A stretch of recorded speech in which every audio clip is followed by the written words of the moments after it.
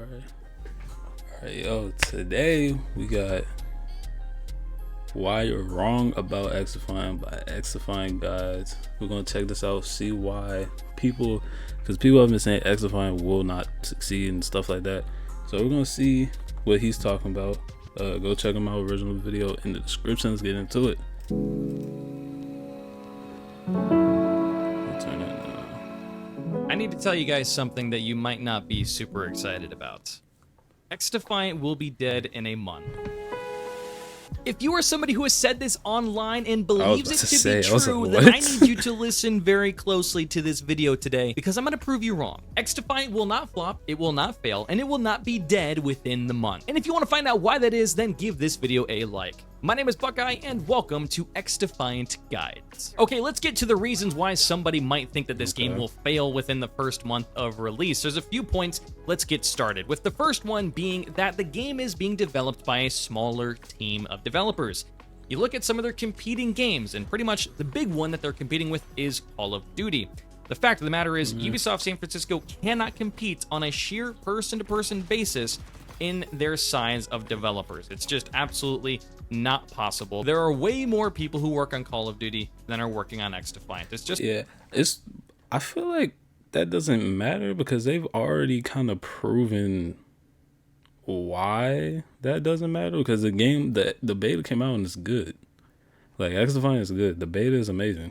The beta was amazing. Like, the whole developer shit, like, we've already played the, like, niggas have already played the game and shown that it's good. So the developer thing, I do understand they can't get updates and stuff like as fast, but like the games we've already played and it's already good. So that just a sheer fact. People are so weird. With that being said, someone might see that and be like, well, there's not that many people working on the game. They can't get updates out fast. They can't get a lot of content out. So that means the game's going to fail. Something else they might say is that the fact that the game is free to play has a lot of negative connotations. There's going to be all kinds of microtransactions. The game's going to be pay to win, and there's just not going to be a really good way to play it and have a good time. It's going to be Diablo Immortal all over again. You're going to have to pay hundreds and hundreds and hundreds of dollars just to be able to enjoy your experience on the game, and it's just not going to be a good time, and all these negative things. They also could say that the fact that the game is competing with Call of Duty, we've got Modern Warfare 3 coming out this fall, it's just going to absolutely kill xdefiant. How y'all feel about Modern Warfare 3? Y'all think it's going to flop, or you think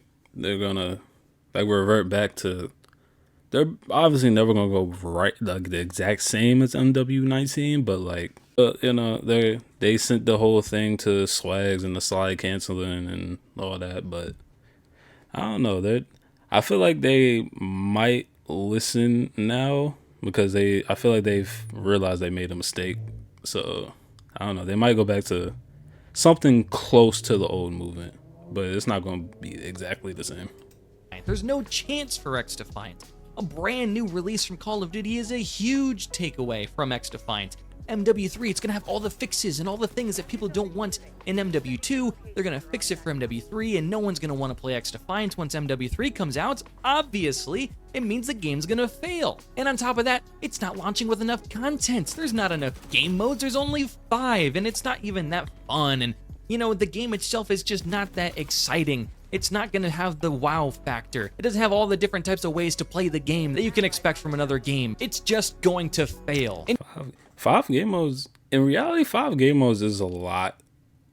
Or it's not a lot, but it's like, even in Call of Duty, it's like, how many game modes do you really play in Call of Duty? Each person, like, only thing I ever played was TDM, then S&D, and then Domination. Like, nobody else really plays anything else. And if you do play anything else, it's like because you play it on the fucking shipment, and then they just do a bunch of random modes. So it's like people are just gonna play the TDM mode, and if they add a search and destroy, which they probably will eventually, then it's like nobody really plays anything else. And you know what, to top it all off, the game's not launching on Steam, which means it's missing out on the biggest player base that there is for PC gamers. There's no possible way that it can get any players if it's not on Steam. Man, I gotta stop myself. I'm getting a little bit too into this here. And that it's going to lose all of its players in the first month. These are the kinds of things that people are going to say online when addressing xdefiant and why they think it's not going to succeed. But I want to flip the script here and talk about some really good things that have this game set up for success. I think there's some very important topics to discuss, so let's get into them. Ubisoft San Francisco has shown us so far that they are a player-first developer. They have communicated to us in so many different ways. Mark Rubin, of course, being the spearhead of this, where they are talking with us on Twitter, talking with us on threads, talking with us in any. It's such a weird thing seeing the like developers do this now, or at least like a development team that's like under a big name like Ubisoft, because they don't communicate that much, like, or at least big title games don't.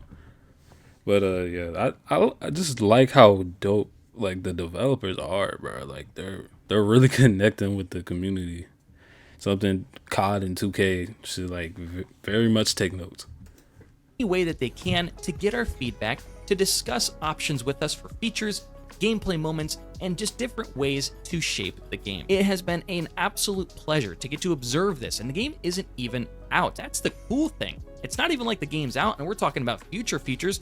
The game is in development right now. They used the beta, the open beta session, as a true beta, in a way where they could get feedback from the players and put it into practice. So far, we have seen so many things to show us that they are player first, and it has been exciting to witness and experience, and I don't see that stopping anytime soon. Now this next, I just really hope they don't fold to like the people that complain about movement in like almost every shooter now. I get it if it's like not technically like titled or like meant to be a movement shooter, but like the movement in xdefiant is like not, it's like so crazy that like I feel like the developers should fold and like make the movement worse.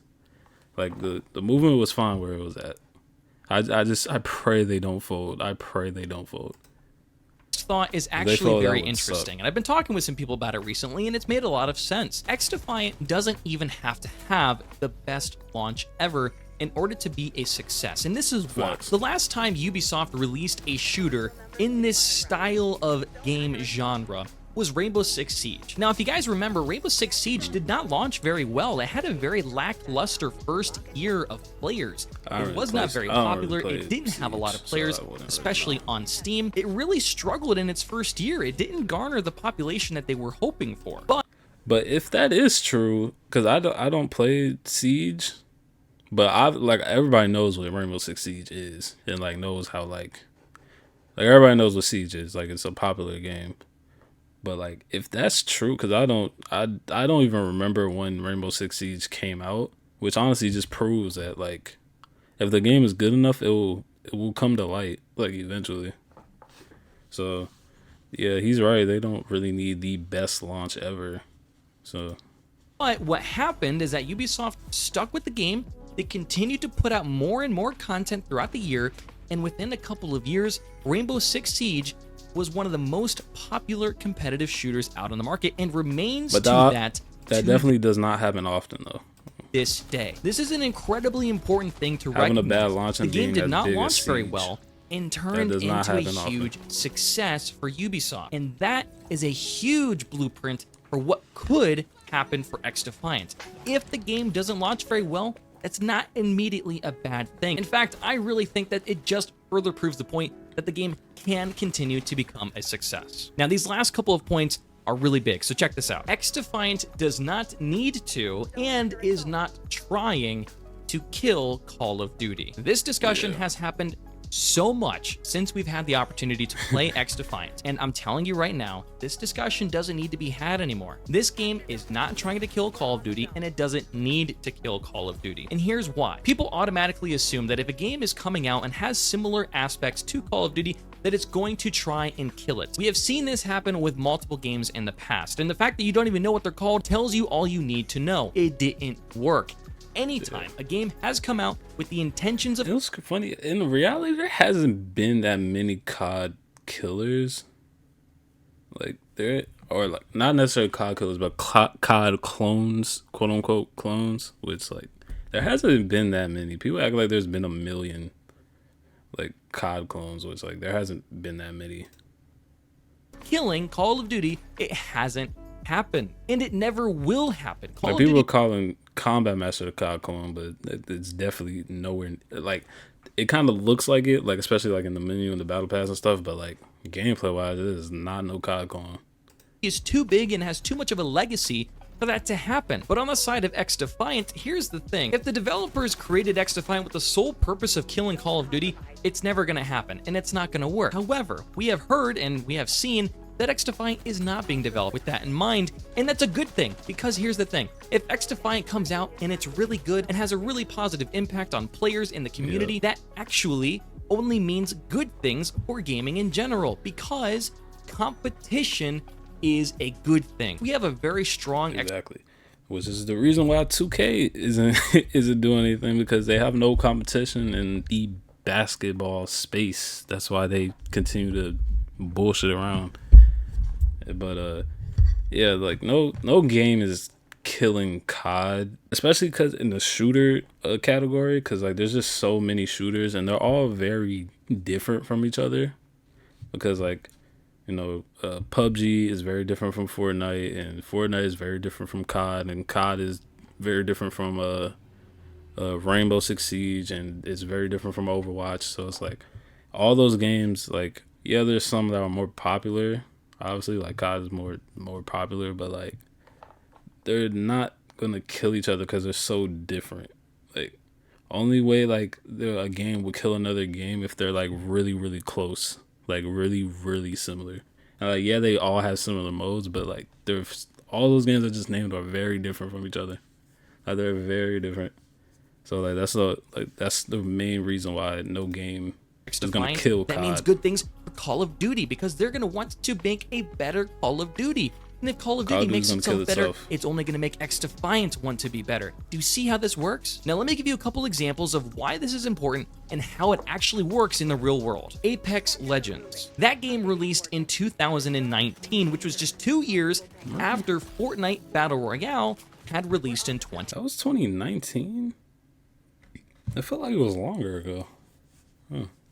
I remember when Apex very first came out. I felt like it was so long ago. He's 17. And if you guys remember, back when Apex Legends was announced and dropped, the game was hugely popular, and people were thinking, oh my god, is this going to be the game that kills Fortnite? Is it going to be the one that finally takes down Fortnite? Is this going to be the new top dog in Battle Royales? Truthfully, I believe I probably was one of those people at the time. But looking back at it now, where are both of those games at? Fortnite is still absolutely massive.